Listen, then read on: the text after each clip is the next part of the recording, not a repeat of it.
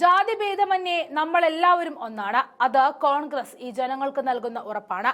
ഇവിടെ ക്രിസ്ത്യൻ പള്ളിയിൽ പോയി ഷാഫി സംസാരിക്കുമ്പോൾ ഈ സംസ്ഥാനം ഉയർത്തിപ്പിടിക്കുന്ന മതസൗഹാർദ്ദം തന്നെയാണ് ഉയർന്നു കാണുന്നത്. ചെറുപ്പം മുതലേ പള്ളികൾക്ക് ചുറ്റും നടന്ന അവിടെ നടക്കുന്ന എന്താണെന്ന് കൗതുകത്തോടെ നോക്കി കാണുമായിരുന്നു എന്ന് പറയുന്ന ഷാഫി അതിമനോഹരമായിട്ടാണ് പറയുന്നത്. അതുമാത്രവുമല്ല, ഇതിലൂടെ ഷാഫി ക്രിസ്ത്യൻ വിഭാഗത്തെ ഒന്നടങ്കം കയ്യിലെടുക്കുകയാണ്. ഇത് വരുന്ന നിയമസഭാ തെരഞ്ഞെടുപ്പുകളിലെല്ലാം കോൺഗ്രസിന് ഗുണം ചെയ്യാതിരിക്കില്ല. ഷാഫിയുടെ ആ കിടിലൻ പ്രസംഗം വീഡിയോയിലേക്ക് പോകാം. ചെറിയ പ്രായത്തില് വീട്ടിൽ നിന്ന് പുറത്തിറങ്ങി ചില ഇടങ്ങളിലൂടെയൊക്കെ സഞ്ചരിക്കുമ്പോൾ പള്ളികളുടെ ചർച്ചുകളുടെ സൈഡിലൂടെയൊക്കെ സഞ്ചരിക്കുമ്പോൾ അതെന്താണെന്ന് പൂർണ്ണമായും മനസ്സിലാക്കാൻ വലിയ അറിവും വിവേകമൊന്നും ഇല്ലാതിരുന്ന കാലത്തും എല്ലാ കുരുന്നു മനസ്സുകളുടെയും കണ്ണയക്കപ്പെട്ടിരുന്നൊരു രൂപമുണ്ട്. അശ്വാരൂഢനായി വ്യാളിയെ നിഗ്രഹിച്ച് തിന്മയെ പരാജയപ്പെടുത്തി വിജയശ്രീലാളിതനായി നിൽക്കുന്ന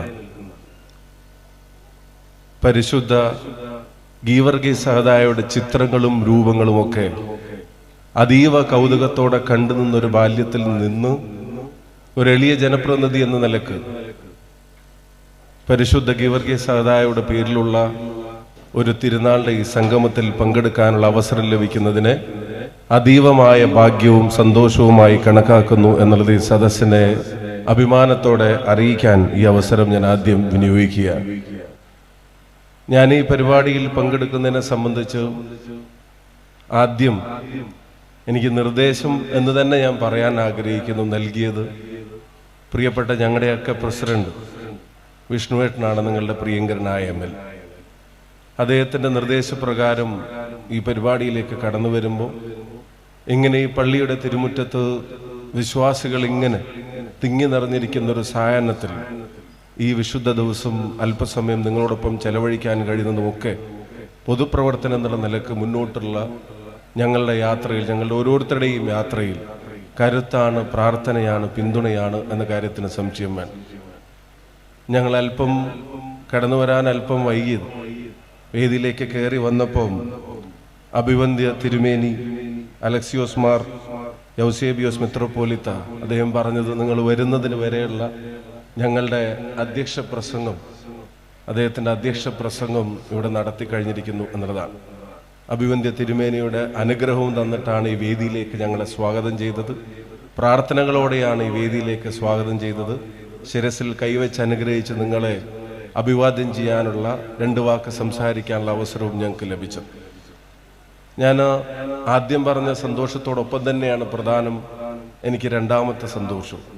നേരത്തെ സൂചിപ്പിച്ചതുപോലെ ഞങ്ങളൊക്കെ കേരള വിദ്യാർത്ഥി യൂണിയൻ്റെ ഒരു സാധാരണ പ്രവർത്തകരായി പട്ടാമ്പിയിലെ ഗവൺമെൻറ് കോളേജിൽ പഠിക്കുന്ന കാലത്ത് ഞങ്ങൾക്ക് ആരോ കുറിച്ച് തന്ന നമ്പറാണ് 9847438371 എന്ന അന്നത്തെ എസ്കോട്ടലിൻ്റെ നമ്പർ. അന്നത്തെ KSU സംസ്ഥാന പ്രസിഡന്റിന്റെ നമ്പറാണ്. ഇപ്പോൾ കോളേജിന്റെ യൂണിറ്റിൽ പഠിക്കുന്ന ഒരു സാധാരണ KSU പ്രവർത്തകന് സംസ്ഥാന പ്രസിഡന്റിനെ നേരിട്ട് വിളിക്കാവോ, അല്ലെങ്കിൽ ജില്ലാ പ്രസിഡന്റും സംസ്ഥാന ഭാരവാഹികളും ചുമതലക്കാരും ഒക്കെ ഉള്ളതിനെ സംബന്ധിച്ചൊന്നും അറിയാത്തൊരു കാലത്തും നേരിട്ട് വിളിച്ചിട്ട് ഞങ്ങളുടെ കൺവെൻഷന് വരാവോ പ്രസിഡന്റ് എന്ന് ചോദിച്ചപ്പോൾ മോൻ എവിടുന്നാ വിളിക്കുന്നതെന്ന് അന്വേഷിച്ച് നമ്പർ എഴുതി വെച്ചിട്ട് ഞാനൊരു ഡേറ്റ് നോക്കിയിട്ട് പറയാമെന്ന് പറഞ്ഞ് തിരിച്ച് ഞങ്ങളെ വിളിച്ച ആ ഡേറ്റ് പറഞ്ഞ് ഞാൻ ഒരു സാധാരണ KSU പ്രവർത്തനായി കൊടി പിടിച്ച കാലത്ത് അദ്ദേഹം ഞങ്ങളുടെ ക്യാമ്പസിലേക്ക് കടന്നു വന്ന് ഞങ്ങളുടെ യൂണിറ്റ് ഉദ്ഘാടനം ചെയ്തു. അവിടുന്ന് അങ്ങോട്ട് KSUവിൻ്റെ ജില്ലാ പ്രസിഡന്റും സംസ്ഥാന ജനറൽ സെക്രട്ടറിയും സംസ്ഥാന പ്രസിഡന്റും പാലക്കാട്ടെ MLA ആകുമ്പോഴൊക്കെ ഒരു ജ്യേഷ്ഠ സഹോദരൻ്റെ സ്ഥാനത്ത് നിന്ന് എന്നെയും രാഹുലിനെയും പോലുള്ള നിരവധി ആളുകളെ തൻ്റെ പാതയിലൂടെ പ്രസ്ഥാനത്തിനും നാടിനും ഗുണകരമായി വളർത്തുന്നതിൽ എല്ലാ പങ്കും വഹിച്ചിട്ടുള്ള ഉമ്മൻചാണ്ടി സാറിന് ശേഷം ഞങ്ങളൊക്കെ ഞങ്ങളുടെ ജ്യേഷ്ഠ സഹോദരൻ്റെ സ്ഥാനത്ത് കാണുന്ന പ്രിയപ്പെട്ട വിഷ്ണുവേട്ടൻ്റെ മണ്ഡലത്തിൽ ഇങ്ങനെ ഒരു പരിപാടിയിൽ പങ്കെടുക്കാൻ കഴിയുന്നതും അതീവമായ സന്തോഷമാണ്, അഭിമാനമാണ്. അദ്ദേഹത്തോടും ഹൃദയം നിറഞ്ഞ നന്ദി നിങ്ങളെല്ലാവരുടെയും പേരിൽ രേഖപ്പെടുത്താൻ ആഗ്രഹിക്കുകയാണ്. രാഹുൽ ഗാന്ധി ചോദിക്കാറുണ്ട്, ആരാണ് മികച്ച നേതാവ്? ഓരോരുത്തർ ഓരോ ഉത്തരം പറയും. ജനങ്ങളെ സ്വാധീനിക്കുന്ന ആളുകൾ അല്ലെങ്കിൽ ബന്ധമുള്ള ആളുകൾ, അങ്ങനെ പലതരത്തിലുള്ള ഉത്തരങ്ങൾ പറയും.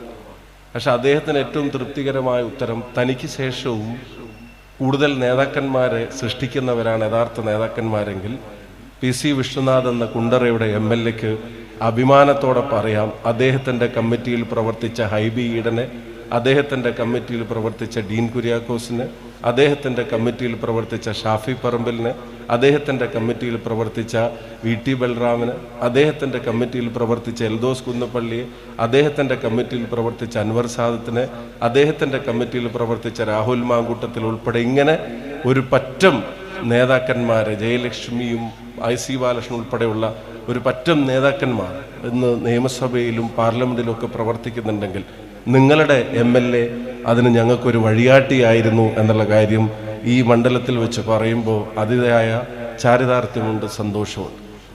ഇങ്ങനെ ഒരു തിരുനാളിന് അഭിവന്ദ്യ മെത്രോപൊലീത്തയുടെയൊക്കെ സാന്നിധ്യത്തിൽ പങ്കെടുക്കാൻ ഞങ്ങൾക്ക് എല്ലാവർക്കും കിട്ടുന്ന അവസരവും ഞങ്ങൾക്ക് സന്തോഷമാണെന്ന് പറയുന്നതിൻ്റെ കാരണവും ഇങ്ങനെ കൂടിച്ചേർന്നിരിക്കാനുള്ള ഓരോ ഇടവും നാട്ടിലെ ഏറ്റവും പ്രധാനപ്പെട്ട ഒരു വസ്തുതയായി മാറുന്ന ഒരു കാലഘട്ടത്തിൽ തന്നെയാണ് നമ്മളങ്ങനെ ഇരിക്കുന്നത് എന്നുള്ളതാണ്. ഒരു വിശ്വാസി നാടിൻ്റെ മുന്നോട്ടുള്ള പ്രയാണത്തിൽ ഏതെല്ലാം തരത്തിൽ സംഭാവനകൾ നൽകുന്നു എന്നുള്ളത് ഒരുപക്ഷെ വാക്കുകൊണ്ട് നമുക്ക് വർണ്ണിക്കാൻ കഴിഞ്ഞെന്ന് വരില്ല. അവരുടെ വിശ്വാസത്തിൻ്റെ ഭാഗമായി കൂടെ ചേർത്ത് പിടിക്കുന്നതൊരു നന്മയെ കൂടിയാണ് എന്നുള്ള കാര്യം തന്നെയാണ് അതിലേറ്റവും പ്രധാനപ്പെട്ടത്. ഇവിടെ നേരത്തെ സൂചിപ്പിച്ചതുപോലെ തിന്മയെ പരാജയപ്പെടുത്തി അശ്വാരൂഢനായി ഗീവർഗീസ് സഹദ എഴുന്നേറ്റ് നിൽക്കുന്ന ചിത്രം നമ്മൾ കാണുമ്പോൾ അവിടെ പരാജയപ്പെടുന്നത് തിന്മയാണ്. തിന്മയ്ക്കെതിരായിട്ടുള്ള പോരാട്ടം ഓരോ കാലഘട്ടങ്ങളിലും പല രൂപത്തിൽ ആവർത്തിച്ച് വന്നുകൊണ്ടിരിക്കുകയാണ്. ഓരോ കാലത്തെ തിന്മകളെയും പരാജയപ്പെടുത്താൻ എല്ലാ വിശ്വാസികളുടെയും മനസ്സിലുള്ള വിശ്വാസത്തിൻ്റെ കരുത്തും മനുഷ്യരോടും ചുറ്റുപാടിനോടും നന്മ കാണിക്കാനുള്ള അവരുടെ താല്പര്യവും വളരെ പ്രധാനമാണ് എന്ന് പറയാതിരിക്കാൻ കഴിയും. ഇന്നിപ്പോൾ ഇവിടെ ഒരു അവാർഡ് നമ്മൾ നൽകുകയാണ്. മൈൻഡിൻ്റെ വൈസ് ചെയർമാൻ ജോർജിയൻ അവാർഡിൻ്റെ സ്വീകരണം എന്ന് ഏറ്റുവാങ്ങുന്നത് പ്രിയപ്പെട്ട ശ്രീ കൃഷ്ണകുമാർ അവറുകളാണ്.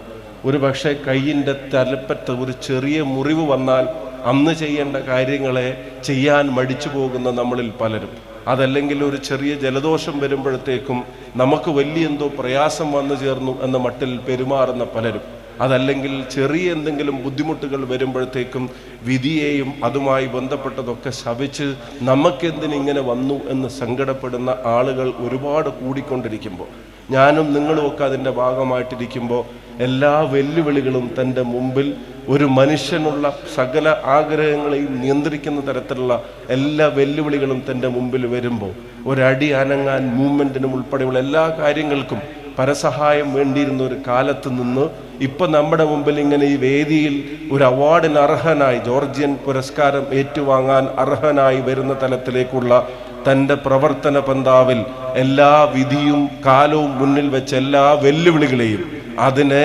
വിശ്വാസം കൊണ്ട്, അതിനെ ആത്മാർത്ഥത കൊണ്ട്, അതിനെ മറ്റുള്ളവർക്കുള്ള വെളിച്ചമാകാനുള്ള പ്രചോദനം കൊണ്ട് മറികടക്കുന്ന പ്രിയപ്പെട്ട ശ്രീ കൃഷ്ണകുമാർ, അദ്ദേഹത്തിന് ഈ നാടിൻ്റെ പേരിൽ, ഈ സഭയുടെ പേരിൽ, ഈ സദസ്സിൻ്റെ പേരിൽ, ഈ പള്ളിയുടെ പേരിൽ, ഇവിടെ കൂടിയിരിക്കുന്ന ഓരോരുത്തരുടെ പേരിലും ഹൃദയം നിറഞ്ഞ അഭിനന്ദനങ്ങളും ഈ അഭിവാദ്യങ്ങളും ഈ വേദിയിൽ നേരാൻ ആഗ്രഹിക്കുകയാണ്. ജീവിതത്തിൽ മുന്നോട്ട് പോകാനുള്ള പ്രചോദനങ്ങൾ തെരയുമ്പോൾ ബുദ്ധിമുട്ടുകൾക്ക് നടുവിൽ തലകുമ്പിട്ട് അല്ലെങ്കിൽ നടുവൊടിഞ്ഞു പോകുമെന്ന ആശങ്ക നമ്മൾ പിടികൂടുമ്പോൾ നമുക്ക് ഉറ്റുനോക്കാനുള്ള ചില ആളുകളായി പലരും അവഗണിക്കപ്പെടുന്ന ആളുകളെ ചേർത്ത് പിടിച്ച് അവർക്ക് മുന്നോട്ട് കൊണ്ടുവരാനുള്ള പ്രചോദനത്തെ നമ്മുടെ മുമ്പിൽ ജീവിതം കൊണ്ട് വരച്ചു തീർക്കുന്ന ആളുകളെ ഇവിടെ ചേർത്തിരിച്ചതാണ്. ഈ സദസ്സിൻ്റെ ഭംഗിയെ സംബന്ധിച്ച് ഞാൻ പറഞ്ഞു, അഭിവന്ദ്യ മെത്രോപൊലീത്തയുടെ അധ്യക്ഷ പ്രസംഗത്തിൽ നടക്കുന്ന ഈ ചടങ്ങിൽ ഷാഫി പറമ്പിലും PC വിശ്വനാഥും രാഹുൽ മാങ്കൂട്ടത്തിലും അതുപോലെ തന്നെ ഇവിടെ കൃഷ്ണകുമാറും ഉൾപ്പെടെയുള്ള ആളുകൾ ഒരുമിച്ചിരിക്കുമ്പോൾ നിന്നെപ്പോലെ നിൻ്റെ അയൽക്കാരനെയും സ്നേഹിക്കാൻ പഠിപ്പിച്ച വിശ്വാസത്തിന് ഒരു മറവുകളുമില്ലാതെ എല്ലാവരെയും ചേർത്ത് പിടിക്കുന്ന ഒരു സായാഹ്നവും ഒരു മുറ്റവും ഒരു വിശ്വാസി സംഗമത്തിലുമാണ് നമ്മൾ പങ്കെടുക്കുന്നത് എന്ന് തന്നെയാണ്.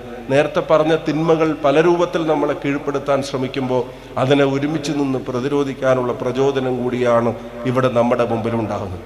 26 മനുഷ്യജീവൻ തീവ്രവാദത്തിൻ്റെ ഏറ്റവും ഹീനമായ നടപടികളിലൂടെ പൊലിഞ്ഞു പോയതിൻ്റെ വാർത്തകൾ വേദനയോടെ കാണുകയും കണ്ടു നിൽക്കുകയും വായിക്കുകയും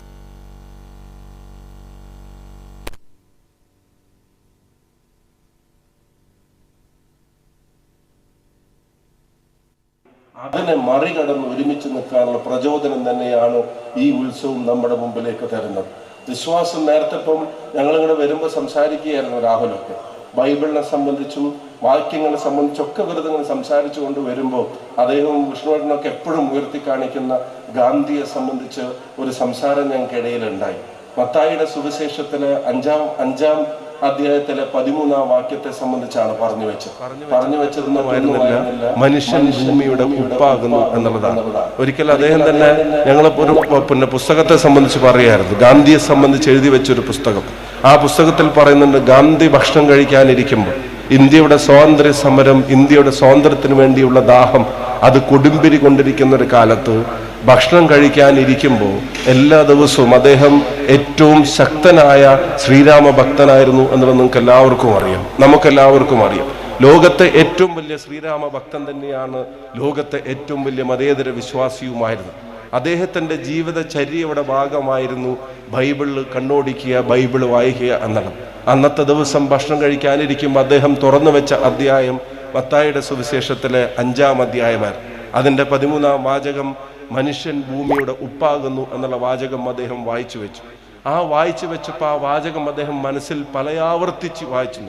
പലയാവർത്തി മനസ്സിൽ ഉരുവിട്ടുകൊണ്ട് അതിൻ്റെ അർത്ഥം പൂർണ്ണമായി മനസ്സിലാക്കാൻ കഴിയാത്ത തരത്തിൽ തൻ്റെ മുന്നിലേക്ക് ഭക്ഷണം വിളമ്പിയ പാചകക്കാരനോട് എന്താണ് ഉപ്പിൻ്റെ പ്രത്യേകത എന്ന് ചോദിച്ചപ്പോൾ, വലിയ വിദ്യാഭ്യാസവും വിവരമൊന്നും ഇല്ലാത്ത ഒരാളെന്നുള്ള നിലക്ക് ഗാന്ധിയുടെ ആദർശ ശാഠ്യങ്ങൾ ചിലതെല്ലാം ഒഴിവാക്കാൻ കാണിക്കുന്ന വലിയ ധൈര്യം, ആ ധൈര്യത്തിൻ്റെ ഭാഗമാണോ ഈ ചോദ്യം എന്നറിയാത്തത് കൊണ്ട് ഒറ്റ വാചകത്തിലാണ് അദ്ദേഹം ഉത്തരം പറഞ്ഞത്. ഉപ്പില്ലാതെ ഭക്ഷണം ഒന്നും ശരിയാവില്ല, രുചിയാവില്ല എന്നുള്ളതാണ്. അത് അധികമായാലും കുഴപ്പമാണ്, അത് കുറഞ്ഞു പോയാലും കുഴപ്പമാണ്. ഉപ്പിനെ സംബന്ധിച്ച ആ സാധാരണക്കാരൻ പറഞ്ഞു വെച്ച വാചകം ഗാന്ധി പലയാവർത്തിച്ച് മനസ്സിനുള്ളിൽ കണ്ടു നോക്കി, അതിനെ സംബന്ധിച്ച് പലയാവർത്തിച്ച് ആലോചിച്ചു നോക്കി. അപ്പോഴാണ് ഗാന്ധിയുടെ ശ്രദ്ധയിലേക്കും വരുന്നത് ഉപ്പിന് നികുതി ചുമത്തപ്പെട്ടിരിക്കുന്നു എന്നുള്ളത്. ഉപ്പിന് നികുതി ചുമത്തപ്പെടുമ്പോൾ അദ്ദേഹം വൈസ്രോയ്ക്ക് അയച്ച കത്തിൽ പറയുന്നത് 25,000 രൂപ ശമ്പളം പറ്റുന്ന അങ്ങ് 2 രൂപ ശമ്പളം പറ്റുന്ന ഇന്ത്യക്കാരനിൽ നിന്ന് ഉപ്പിന് നികുതി മേടിക്കുന്നത് അനീതിയാണ് എന്ന് എഴുതി വെച്ചിട്ട് ആ ഉപ്പിനെ ഇന്ത്യയുടെ സ്വാതന്ത്ര്യ സമരത്തിൻ്റെ പോരാട്ട ഭൂമിയിൽ ഏറ്റവും പ്രധാനപ്പെട്ട അധ്യായമാക്കി. ഏത് വിദ്യാർത്ഥിയും പഠിക്കുമ്പോൾ സ്വാതന്ത്ര്യ സമര ചരിത്രത്തിലെ മുഴുവൻ ഏടുകളിലൂടെ കടന്നു പോകുമ്പോഴും ഏറ്റവും മനസ്സിൽ തങ്ങി നിൽക്കുന്ന ഉപ്പ് സത്യാഗ്രഹമെന്ന ലോകത്തെ വിസ്മയിപ്പിച്ച സമര പോരാട്ടങ്ങൾക്ക് നേതൃത്വം നൽകി ആ നാടിനെ സ്വതന്ത്രമാക്കാൻ പ്രചോദനമായതിലും ബൈബിളിലെ ഒരു വചനം, ഒരു വാചകം നമ്മുടെ മുമ്പിലുണ്ടെങ്കിൽ അത്തരം നന്മകൾക്ക് വേണ്ടിയുള്ള പോരാട്ടത്തിൽ കാലത്തും നമ്മളെ നയിക്കാൻ തീർച്ചയായിട്ടും ഈ വചനങ്ങളും വാക്യങ്ങളും അതിൻ്റെ ആശയം നമ്മുടെ മുമ്പിലുണ്ട് എന്നുള്ളതിൻ്റെ ആശ്വാസകരമായ ഓർമ്മപ്പെടുത്തൽ കൂടിയാണോ ഇത്തരം സംഗമങ്ങളെന്ന് പറയാതിരിക്കാൻ കഴിയില്ല. നമ്മുടെ മുമ്പിലുള്ള തിന്മകളുടെ രൂപവും സ്വഭാവവും ഒക്കെ മാറി വരുന്നുണ്ട്. നമ്മൾ ഓർക്കാറുണ്ട്, പണ്ട് നമ്മുടെ മീഡിയയിലൊക്കെ വരുന്ന കാലത്ത് ഒരു മദ്യപാനിയുടെ ചിത്രം നമ്മൾ കാണുമ്പോൾ വയലൻസ് ഭാഗം നമ്മൾ കാണിക്കുന്നത് ഈ മദ്യപിച്ച് വീട്ടിലേക്ക് കടന്നു വന്നിട്ട് ഒരുപക്ഷെ ഭാര്യയെ ഉപദ്രവിക്കുന്ന ദൃശ്യങ്ങളായിരിക്കും. ആ ഭാര്യയെ ഉപദ്രവിക്കുന്ന ദൃശ്യങ്ങളുടെ വശങ്ങളിൽ നമ്മൾ കാണാറുള്ളത് പേടിച്ച